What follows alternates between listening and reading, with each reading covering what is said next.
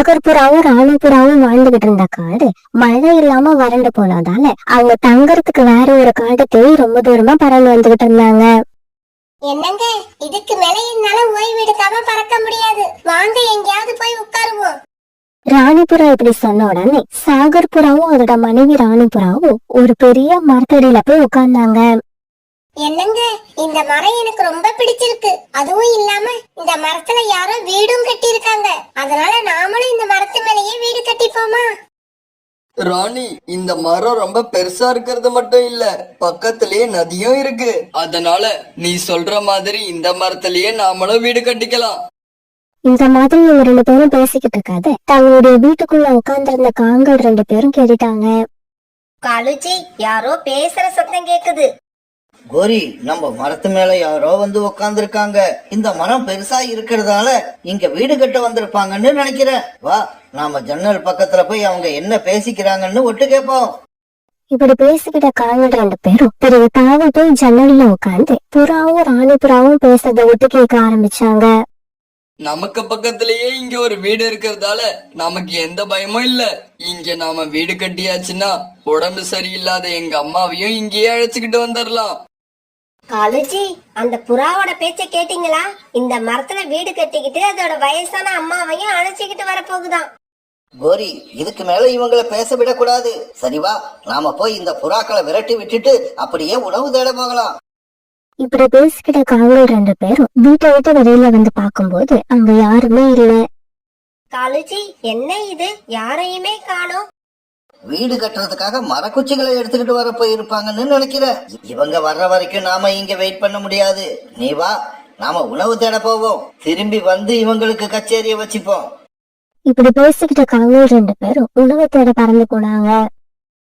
இதே சமயம் காட்டுக்குள்ள போன சாகர் புறாவும் ராணி புறாவும் அவங்களுக்கு தேவையான மரக்கட்டைகளை எடுத்து ஒரு கட்டா கட்டி வச்சாங்க.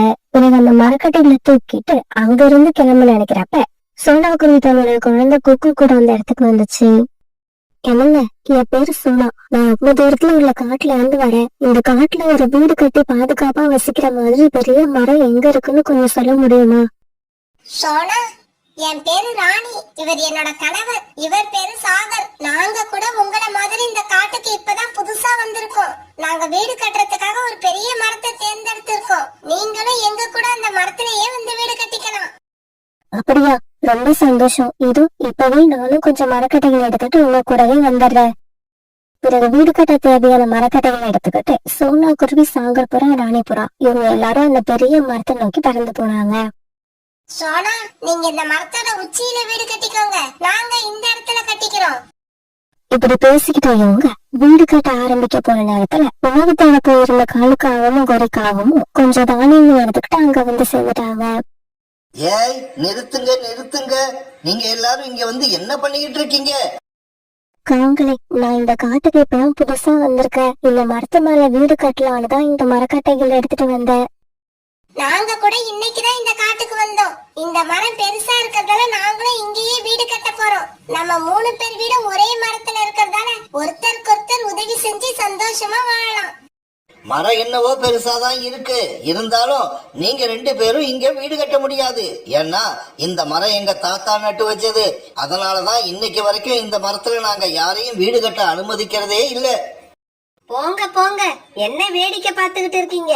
உங்களோட மரக்கட்டைய தூக்கிக்கிட்டு வேற எங்கேயாவது போய் வீடு கட்டிக்கோங்க. இந்த மரம் எங்களுக்கு ரொம்பவும் பிடிச்சிருக்கு. இந்த மரத்துல ஒரு ஓரமா நாங்க வீடு கட்டிக்கிறதால உங்களுக்கு எந்த பிரச்சனையும் இருக்காது. என்னது, எந்த பிரச்சனையும் இருக்காதா? நீங்க இங்க வீடு கட்டுறதே எங்களுக்கு பிரச்சனை தான். நீங்க இங்க கொண்டு வந்து வச்சிருக்கிற மரக்கட்டைகளை பார்த்தாலே எனக்கு கோபம் பத்திக்கிட்டு வருது. சீக்கிரமா இதையெல்லாம் எடுத்துக்கிட்டு இடத்த காலி பண்ணுங்க. ஒரு தடவை சொன்னா உங்களுக்கு புரியாது. சீக்கிரமா இங்க இருந்து கிளம்புங்க. இல்லன்னா நீங்க எடுத்துக்கிட்டு வந்த மரக்கட்டைகளை வச்சு உங்களையே அடிப்போம். இந்த காட்டுக்கு புதுசா வந்ததால சாகர் புறா, ராணி புறா, சோனா குருவி இவங்க யாரும் எதுவும் பேசவே இல்ல. பிறகு தங்களுடைய மரக்கட்டைகளை தூக்கிட்டு அங்கிருந்து பறந்து போனாங்க.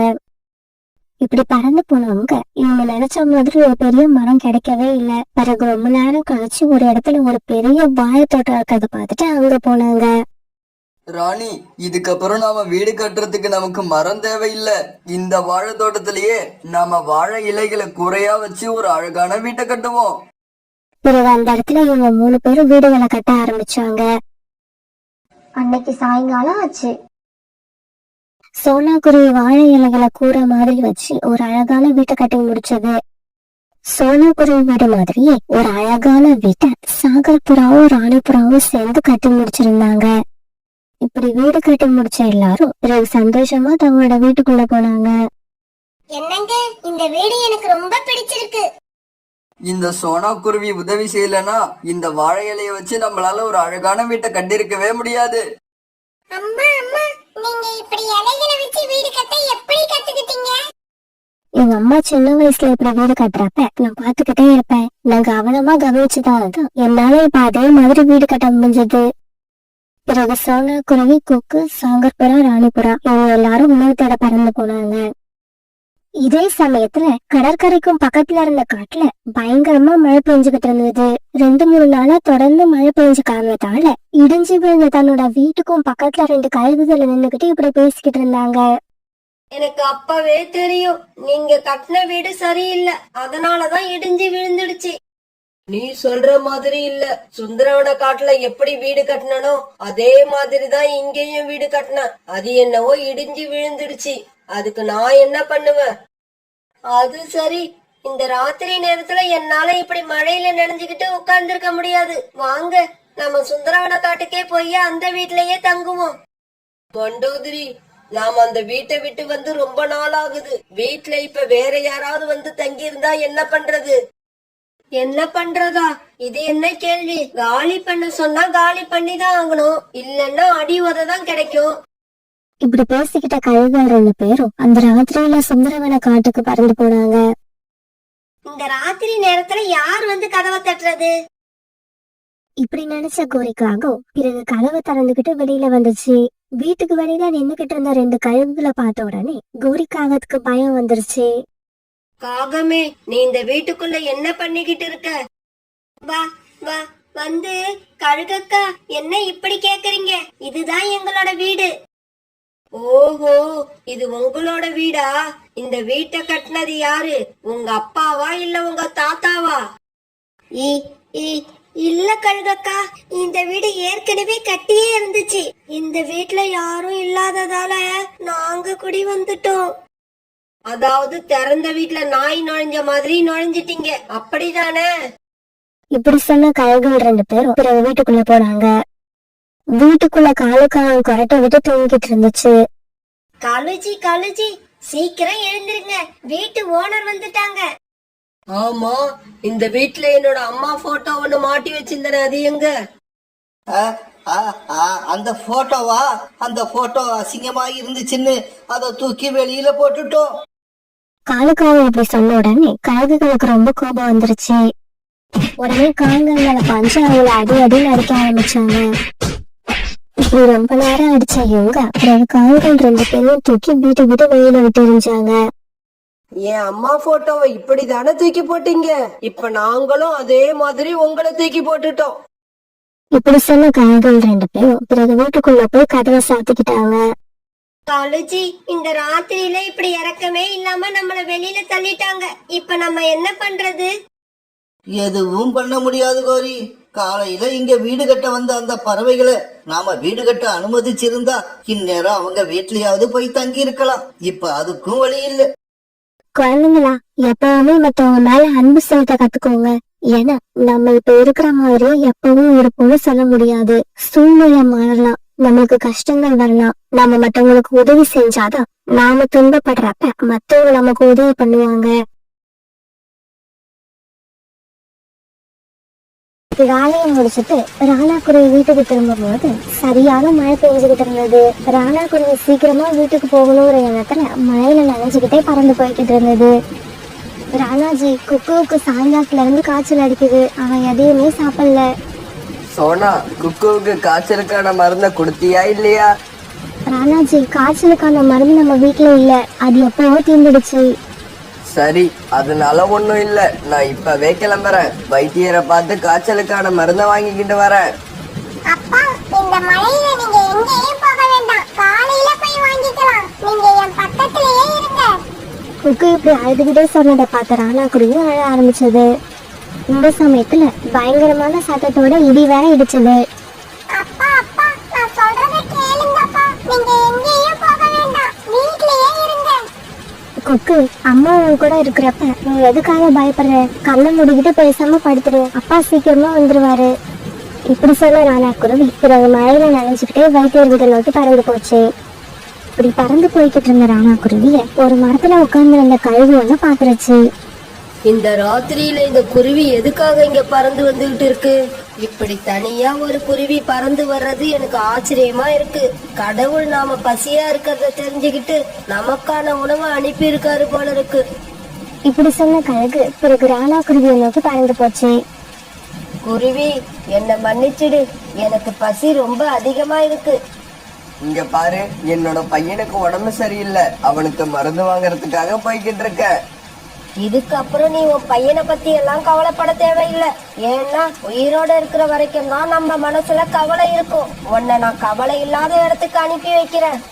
தயவு செஞ்சு என்னை விட்டுடு. என் பையன் காய்ச்சலால அவதிப்பட்டுக்கிட்டு இருக்கான். அவனுக்கு நான் உடனே மருந்து வாங்கிக்கிட்டு போயாகணும். எல்லாருக்கும் அவங்கவுங்க கவலை தான் பெருசா இருக்கு. மற்றவங்களை பத்தி கவலைப்படுறதுக்கு நேரமே இல்லை. இப்படி சொன்ன அந்த கழுகு ராணாக்குருவி மேல பாய்ச்சி அதை தூக்கிட்டு பறந்து போக ஆரம்பிச்சது. இப்படி ராணாக்குருவியை தூக்கிட்டு போன அந்த கழுகு தன்னுடைய வீட்டுக்கு போனதும் ராணாக்குருவியை ஒரு இடத்துல கட்டி போட்டது. இந்த சத்தத்தை கேட்டு தூங்கிக்கிட்டு இருந்த கழுகோட பையனையும் எழுந்திரிச்சு உட்கார்னா.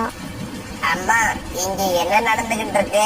இந்த குருவிய வேட்டையாடி கொண்டு வந்தீங்களா? ஆமாண்டா பேப், இந்த குருவியை தேடி நான் போகல, இந்த குருவி தான் என்ன தேடி வந்துச்சு. என்னோட கட்டை அவிழ்த்து விடுங்க, என்ன போக விடுங்க. பீம், இந்த குருவிய பாத்துக்க. நான் போய் எங்க அண்ணன் வீட்ல இருந்து கொஞ்சம் விறகு எடுத்துக்கிட்டு வந்துடுறேன். நம்ம வீட்டுல உள்ள விறகெல்லாம் ஈரமா இருக்கு. அதை பத்த வச்சா நெருப்பு வராது, வெறும் புகை மட்டும்தான் வரும்.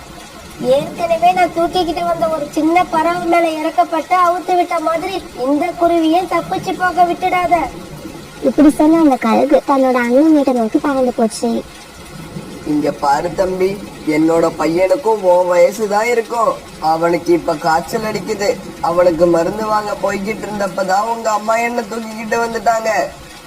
அதுக்கு நான் என்ன பண்ண முடியும்? எங்க அம்மா வேற பசியில இருக்காங்க. இப்ப நான் உங்களை போக விட மாட்டேன்.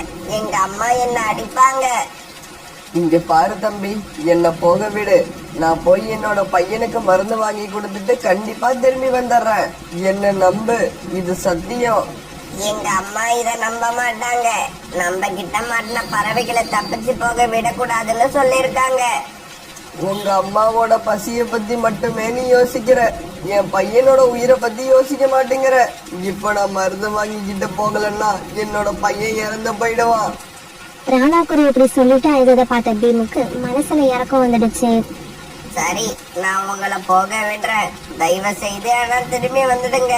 வரலன்னா எங்க அம்மா என்ன அடிப்பாங்க. இப்படி சொன்ன பீம் பிறகு ராணாக்குருவி கட்டி இருந்த கயித்தை அவுத்து விட்டான். நான் கண்டிப்பா திரும்பி வருவேன். நீ என் மேல வச்ச நம்பிக்கையை நான் காப்பாத்துவேன். இப்படி சொல்லிட்டு ராணாக்குருவி அந்த வீட்டை விட்டு பறந்து போச்சு. இப்படி கழுகோட வீட்டை விட்டு வெளியில பறந்து வந்த ராணாக்குருவி ரொம்பவும் வேகமா வைத்தியர் வீட்டை நோக்கி பறந்து போச்சு. இந்த சமயத்துல தன்னுடைய அண்ணன் வீட்டுல இருந்து விறகு வாங்கிட்டு வந்த கழுகு தன்னுடைய வீட்டுக்கு வந்து சேர்ந்துருச்சு. வீட்டுக்கு வந்த கழுகு ராணாக்குருவி இல்லாத பார்த்துட்டு அதிர்ச்சி ஆயிடுச்சு. டேய் பீம், இங்க கட்டி கிடந்த குருவியை எங்க காணோம்? அதை யாரு அவுத்து விட்டது? கழுகு இப்படி கேட்ட கேள்விக்கு பீம் எந்த பதிலும் சொல்லாம மௌனமா இருந்தான். டேய் பீம், நான் ஒன்னதாண்டா கேக்குறேன், நீ ஏன் இப்படி எந்த பதிலும் சொல்லாம உட்கார்ந்துருக்க? அம்மா, அந்த குருவி சீக்கிரமா திரும்பி வந்துடும். பீம் சொன்னது கேட்டு கோபமான அந்த கழுகு பீமுக்கு ஓங்கி ஒரு அறை கொடுத்தது. திரும்பி வந்துடுமா? திரும்பி அந்த குருவி திரும்பி வர்றதுக்கு அது ஒன்ன மாதிரி முட்டாள் கிடையாது. இந்த மழையில எவ்வளவு கஷ்டப்பட்டு இந்த குருவியை பிடிச்சுக்கிட்டு வந்த, ஆனா நீ ரொம்ப ஈஸியா அதை தப்பிச்சு போக விட்டுட்ட. அந்த குருவியோட பையனுக்கு உடம்பு சரியில்லையா? அவங்க அப்பாவை நாம இங்க அடைச்சு வச்சுட்டா அவனுக்கு யாரு போய் மருந்து வாங்கிட்டு வந்து கொடுப்பா? டேய், இதுக்கு மேல ஏதாவது பேசன இன்னும் என்கிட்ட அடி வாங்குவ. நான் இங்க கொலை பசியில இருக்க, என்கிட்ட போய் பாவத்தை பத்தி பேசிக்கிட்டு இருக்க. நம்ம வீட்டுக்கு வெளியில செத்து போன எலி 2 கடந்துச்சு. அதுல ஒன்னதான் நான் சாப்பிட்டேன். வேணும்னா நீங்க போய் ஒன்னு எடுத்து சாப்பிடுங்க. இந்த சமயத்துல ராணாக்குருவி வைத்தியர் வீட்டுக்கு போய் சேர்ந்திருந்துச்சு. வைத்தியரே, என்னோட பையனுக்கு காய்ச்சல் அடிக்குது, அவனை நீங்க தான் காப்பாத்தணும். இங்க பாரு ராணா, காய்ச்சலுக்கான மருந்தும் ஜலதோஷத்துக்கான மருந்தும் எப்பவும் எல்லா வீட்லயும் இருக்கணும். இப்படி சொன்ன வைத்தியர் பிறகு காய்ச்சலுக்கான மருந்து எடுத்து கொடுத்தாரு. இந்த மருந்தை எடுத்துக்கிட்டு போய் இப்ப 4 சொட்டு, நாளைக்கு காலையில 4 சொட்டு அவனுக்கு கொடு. இவன மருந்தை எடுத்துக்கிட்டு ராணாக்குருவி வேகமா தன்னோட வீட்டுக்கு பறந்து போச்சு. சோனாக்குருவி மருந்து வாங்க போட தன்னுடைய கணவரை எதிர்பார்த்து ஜன்னல்ல உட்கார்ந்து தன்னோட கணவர் வரதை பார்த்த சோனாக்குருவி உடனே தாவி போய் குக்கு கிட்ட உட்காந்துச்சு. குக்கு, அழாத, இதோ அப்பா வந்துட்டாங்க. சோனா, இந்த மருந்தை எடுத்து குக்குவுக்கு கொடு. இதே மாதிரி நாளைக்கு காலையிலயும் ஒரு வேலை கொடுக்கணும். சோனாக்குருவி அந்த மருந்தை எடுத்து குக்குவோட வாயில 3 சொட்டு விட்டுச்சு. மருந்து சாப்பிட்ட கொஞ்ச நேரத்துல குக்கு கண்ணை மூடி தூங்க ஆரம்பிச்சான். மறுநாள் பொழுது விடிஞ்சிச்சு. மறுநாள் பொழுது விடிகிற நேரத்துல மழையும் சுத்தமா விட்டு இருந்துச்சு. ஆனா ராத்திரி பூரா கண் வச்சதால சோனாக்குருவியும் ராணாக்குருவியும் அசந்து தூங்கிட்டு இருந்தாங்க. குக்குவோட உடல்நிலை இப்ப சரியா இருந்துச்சு. அதனால அவன் கண் வச்சு எழுந்திரிச்சு உட்கார்ந்தான். அம்மா அம்மா, எனக்கு காய்ச்சல் போயிடுச்சு, நான் இப்ப சரியாயிட்டேன். தன்னோட குழந்தை குரலை கேட்டதும் சோனாக்குருவி கண் வச்சு எழுந்திரிச்சிச்சு. ராணாஜி, எழுந்திரிங்க, குக்குவை பாருங்க, எழுந்திரிச்சு உட்காந்துட்டான். சோனாக்குருவி இப்படி சத்தமா சொல்ல அதை கேட்ட ராணாக்குருவி எழுந்திரிச்சு உட்காந்துச்சு. அப்பா, என்னால நீங்களும் அம்மாவும் ரொம்ப கஷ்டப்பட்டுட்டீங்க. அதெல்லாம் இருக்கட்டும் குக்கு, நீ 2 நாளைக்கு வெளியில எங்கேயும் போக கூடாது, வீட்டுல தான் இருக்கணும். ராணாக்குருவிக்கு இப்பதான் கழுகு வீட்டுக்கு போகணுங்கிற விஷயம் ஞாபகத்துக்கு வந்துச்சு. ராணாக்குருவிக்கு இந்த விஷயத்த சோனாக்குருவி கிட்ட சொல்லணும் போல இருந்துச்சு. அப்படி சொன்னா சோனாக்குருவி தன்னை வெளியில போக விடாது அப்படின்னு நினைச்ச ராணாக்குருவி இப்படி பேச ஆரம்பிச்சது. சோனா, நான் ஒரு வேலையா வெளியில போக வேண்டியிருக்கு. நம்ம பையனை நீ பத்திரமா பாத்துக்க. ஒரு வேளை நான் திரும்பி வரலன்னா கூட நீ தான் அவனுக்கு அப்பாவா இருந்து அவனை சந்தோஷமா வச்சுக்கணும். இதை கேட்டுட்டு சோனாக்குருவி அழ ஆரம்பிச்சது. ராணாஜி, என்ன பேச்சு இது? ஏன் இப்படி எல்லாம் பேசுறீங்க? நீங்க எங்க போறீங்க? என்கிட்ட உண்மையை சொல்லுங்க. சோனாக்குருவி இப்படி கேட்டதும் அதுக்கு மேல உண்மையை மறைக்க முடியாத ராணாக்குருவி நடந்த விஷயத்தையெல்லாம் சோனாக்குருவி கிட்ட சொல்லுச்சு. ராணாஜி, நீங்க வீட்லயே இருங்க, உங்களுக்கு பதிலா நான் அங்க போறேன். இங்க பாரு சோனா, ஒரு அம்மாவால அப்பாவா இருக்க முடியும், ஆனா ஒரு அப்பாவால சரியான அம்மாவா இருக்க முடியாது. இப்படி சொன்ன ராணாக்குருவி உடனே வீட்டை விட்டு வெளியில பறந்து போயிடுச்சு. இப்படி பறந்து போன ராணாக்குருவி கழுகு வீட்டுக்கு போய் சேர்ந்தப்ப பீம் தன்னோட வீட்டு வாசல்ல உட்கார்ந்துருந்தான். தம்பி, நான் வந்துட்டேன். உன்கிட்ட சொன்ன மாதிரியே நான் திரும்பி வந்துட்டேன். அங்கிள், நீங்க திரும்பி வருவீங்கன்னு நான் நினைக்கவே இல்ல. பீம் இப்படி சொல்லிக்கிட்டு இருக்கப்ப அவங்க அம்மாவும் அங்க வந்துருச்சு. அம்மா, நான் சொன்னேன்ல, அதே மாதிரி அந்த அங்கிள் திரும்பி வந்துட்டாரு பாருங்க. இங்க பாருங்க, இப்ப நான் சந்தோஷமா இருக்கேன். என்னோட பையன் உடல்நிலையும் சரியாயிடுச்சு. அதனாலதான் உங்ககிட்ட சொன்ன மாதிரியே திரும்பி வந்துட்டேன். இப்ப நான் என்னோட உயிரை விட தயாராயிட்டேன். இதே சமயத்துல சோனாக்குருவியும் இந்த இடத்துக்கு வந்து சேர்ந்துருச்சு. வேண்டாம், என்னோட கணவரை விட்டுடு, என்ன எடுத்துக்க, என்ன கொண்டு தின்னு உன்னோட பசிய போக்கிக்க. சோனா, உன்னை யார் இங்க வர சொன்னது? நீ வீட்டுக்கு போ, நீ போய் குக்குவை கவனிச்சுக்கோ. ராணாக்குருவியும் சோனாக்குருவியும் இப்படி ஒருத்தர் உயிரை இன்னொருத்தர் காப்பாற்ற முயற்சி பண்றதை பார்த்த அந்த கழுகோட கண்கள்ல கண்ணீர் வந்துச்சு. குருவிகளே, உங்க சண்டைய முதல்ல நிறுத்துங்க. நீங்க நினைக்கிற அளவுக்கு எனக்கு ஒன்னும் கல்லு மனசு கிடையாது. நீங்க 2 பேருமே இங்க இருந்து போயிடுங்க. உங்க குழந்தை கூட சந்தோஷமா வாழுங்க. அங்கிள், இன்னும் ஏன் இங்க நிக்கிறீங்க? அதான் எங்க அம்மா சொல்லிட்டாங்கல்ல, உடனே இங்க இருந்து கிளம்பி போங்க. பிறகு ராணாக்குருவியும் சோனாக்குருவியும் அங்க இருந்து சந்தோஷமா தன்னோட வீட்டுக்கு பறந்து போனாங்க. அம்மா, உங்களுக்கு பசிக்குதா? ஆமாண்டா பீம், எனக்கு பசிக்குது. எங்கேயோ எலி ஒண்ணு செத்து கிடக்குதுன்னு சொன்னல, அதை எடுத்துக்கிட்டு வீட்டுக்குள்ள வா. அம்மா இப்படி சொன்னதை கேட்டுட்டு பீம் சந்தோஷமா சிரிக்க ஆரம்பிச்சான்.